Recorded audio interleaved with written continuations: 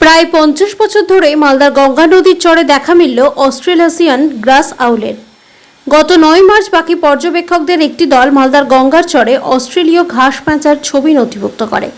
মালদা বন বিভাগ কর্তৃক পরিচালিত 4 মাসব্যাপী পাখি জরিপের ফলে এটি আবিষ্কার করা সম্ভব হয়েছে। মালদা বন বিভাগ কর্তৃক পরিচালিত জরিপের সময় মালদা গ্রিন পিপলস ইন্ডিয়া এবং কলকাতার বার্ড ওয়াচার্স সোসাইটির সহযোগিতায় সন্দীপ দাস, স্বরূপ সরকার এবং সৈকত দাসের সঙ্গে 9 মার্চ 2025 তারিখে সন্দীপ দাস প্রথম এই প্রজাতির পাখির ছবি রেকর্ড করেছেন। বন দপ্তর সূত্রে জানা গিয়েছে, পশ্চিমবঙ্গে এই প্রজাতির পাখি খুব কমই রেকর্ড রয়েছে।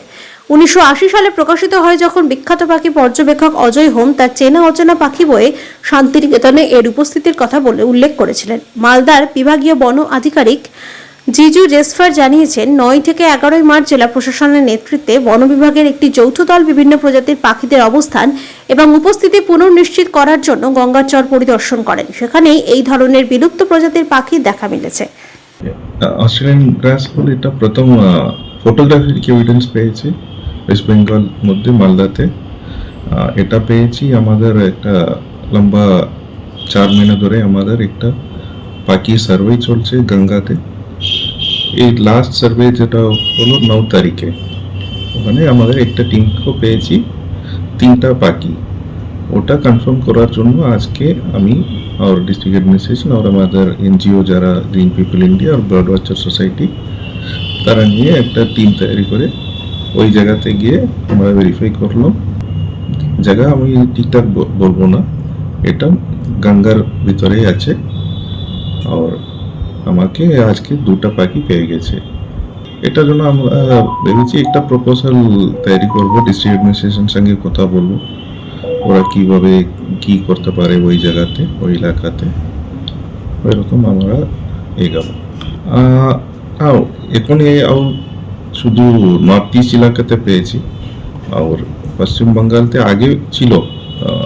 1920 সালে একটা রেকর্ড ডিস্ট্রিবিউশনের রেকর্ড ছিল, 1980 সালে একটা রেকর্ড ছিল শান্তিনিকেতনে, কিন্তু কোনো ফটোগ্রাফিক এভিডেন্স নেই আর লোক দেখাও নেই। এটা প্রথমবার দেখে ফটো তোলা হয়েছে। এটা ফটোগ্রাফিক এভিডেন্স আছে, তার আমাদের গাইড বুক আছে আর বিভিন্ন বার্ড এক্সপার্টরা আছে আমার সঙ্গে, ওরা এটা আইডেন্টিফাই করে দিচ্ছে। ওটা আমি এখন বলতে পারবো না ঠিকঠাক সার্ভে না করলে। হ্যাঁ, আমাদের ডিও সাহেবের পরামর্শ মতো আমরা শীতকালে পরিযায়ী পাখির গণনা করি। তো এবছর যেটা প্ল্যান হয়েছিল, ডিও সাহেব আমাদেরকে বলেছিলেন যে পুরো গঙ্গা জুড়ে একটা পরিযায়ী পাখির গণনা হবে। পরিযায়ী খালি না, পরিযায়ী এবং স্থানীয় পাখির গণনা হবে। তো সেই মতো আমরা ডিসেম্বর, জানুয়ারি, ফেব্রুয়ারি এবং মার্চ 4 মাসে 4টে, শুরুর দিকেই প্রতি মাসেই 4টে গণনা করি। এই গণনাটা যে হয়, সেই গণনাটা একটা বিরাট বড় জায়গা জুড়ে হয়। অর্থাৎ এই আমাদের যে গঙ্গা নদী আছে, সেই গঙ্গা নদীটা ফারাক্কা ব্যারেজ থেকে আরম্ভ করে একদম শেষে কাটিয়াদিয়াড়া, অর্থাৎ মুর্শিদাবাদ বর্ডার থেকে আরম্ভ করে যেখান থেকে আমাদের মালদার সংলগ্ন গঙ্গা নদী আমরা পাই, সেখান থেকে শেষ করে গিয়ে আমরা একদম বিহার বর্ডারে কাটিয়াদিয়াড়া বলে জায়গা। এবং তার সঙ্গে আমরা আরও ইনক্লুড করি ফুলোহার রিভার বেডকে, অর্থাৎ ফুলোহার নদীকেও আমরা এই গণনার মধ্যে রাখি। প্রতিটা গণনাতে 4টে করে বোট পুরো এরিয়া জুড়ে পাখি দেখে, গণনা করে। তার কারণ হচ্ছে এই মুহূর্তে পাখি মালদা শহরের যে গঙ্গা রিভার বেডটা আছে, গঙ্গা নদী আছে, সেই গঙ্গা নদী কিন্তু একটা খুব ইম্পর্টেন্ট জায়গা বিলং করে। 1 নম্বর হচ্ছে এর একটা ইম্পর্টেন্ট বার্ড এরিয়া বা IBA বলে তকমা আছে। দ্বিতীয়ত হচ্ছে এটা সেন্ট্রাল এশিয়ান ফ্লাইওয়ে, অর্থাৎ শীতের সময় যে পরিযায়ী পাখিরা ভারতবর্ষে ঢোকে তার একটা রুট। এদের নির্দিষ্ট কোনো ফ্লাই জোন আছে, নির্দিষ্ট ফ্লাই জোনের মধ্যে দিয়েই এরা ভারতবর্ষে ঢোকে এবং আমাদের এই সেন্ট্রাল এশিয়ান ফ্লাইওয়ে এই গঙ্গার ওপর দিয়ে গেছে। অর্থাৎ পাখিরা এখান দিয়ে ভারতবর্ষে ঢোকে বাইরে থেকে শীতকালীন পরিযানের সময়। তো আমরা সারা বছর ধরেই, সারা 4টে মাস ধরেই আমরা এই গণনাটা করি। গণনা করার পর শেষ গণনাতে, অর্থাৎ যেটা গত 9 তারিখে ছিল, আমরা এই আউলটা পাই। আউলটার লোকেশন এই মুহূর্তে আমরা ডিসক্লোজ করতে চাই না, কারণ একটা খুব ইম্পর্টেন্ট সাইটিং, কাজেই আমি একদম পিন পয়েন্ট লোকেশন বলতে পারবো না। গঙ্গার মধ্যে কোনো এক জায়গায় আমরা পাখিটাকে পাই। পাখিটা পাওয়ার পর সঙ্গে সঙ্গে যারা ছিল ওখানে, তারা ভীষণ নামকরা পাখি দেখার লোক, পশ্চিমবঙ্গে সবাই চেনে তাদেরকে। তো সন্দীপ বলে একজন ছিল, সন্দীপ দাস পাখিটাকে আইডি করে। আইডি করার পর আমরা সেদিন সবাই গঙ্গার বুকেই ছিলাম।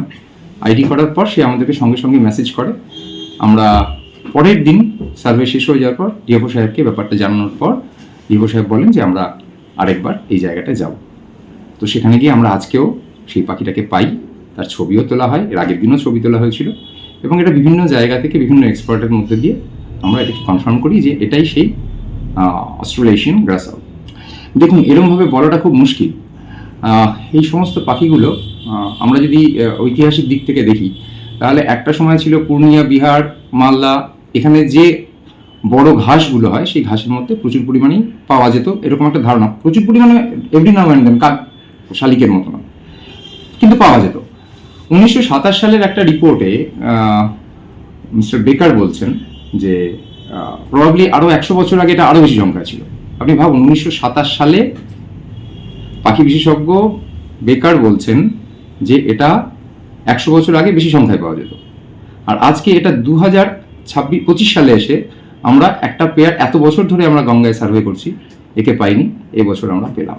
লাস্ট পশ্চিমবঙ্গ থেকে সাইটিং ছিল 1980 সালে শান্তিনিকেতনে অজয় হোম বলে একজন নামকরা পক্ষী বিশেষজ্ঞ, তিনি এটা রিপোর্ট করেছিলেন। কিন্তু সেই সময়কার কোনো, যেহেতু সেই সময় ক্যামেরা এতখানি উন্নত ছিল না, ছবিও ছিল না, আর কোনো স্পেসিমেন কালেকশনও ছিল না। ইউজুয়ালি এই ধরনের রেয়ার পাখি হলে পরে তার স্পেসিমেন কালেকশন করে সেটাকে সাবমিট করা হয় রেকর্ড করার জন্য, কিন্তু কোনো স্পেসিমেনও ছিল না, কোনো ফটোগ্রাফও ছিল না। কিন্তু যেহেতু উনি একজন বিখ্যাত পক্ষী বিশেষজ্ঞ এবং ওনার পক্ষে এই ভুলটা করা মুশকিল, আমি ধরেই নিচ্ছি যে 1980 সালে শেষ দেখা গেছে।